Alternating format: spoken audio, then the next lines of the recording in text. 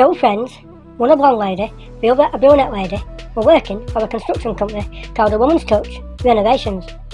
One day, while at work, the brunette woman's hand slips while using a mitre saw, and she ends up cutting her left arm off just below the elbow. Her blonde friend, who was working with her, quickly puts the severed arm in a plastic bag and rushes it and her friend to the local hospital.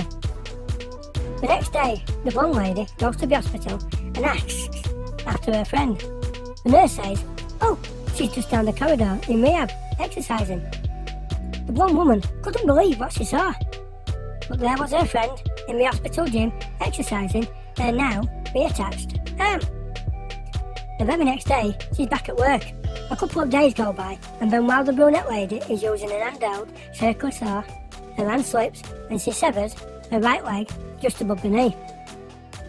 So her blonde friend puts her leg in a plastic bag and rushes it and her friend off to hospital.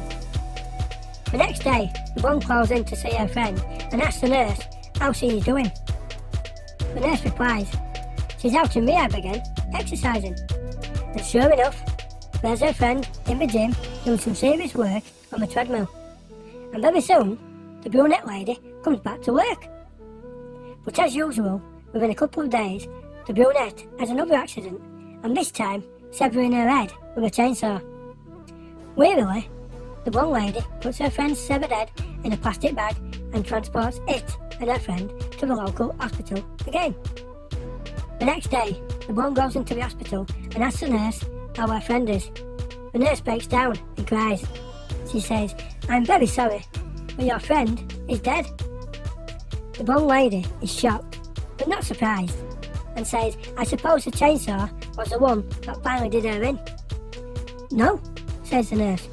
"Some stupid idiot put her head in a plastic bag and she's suffocated."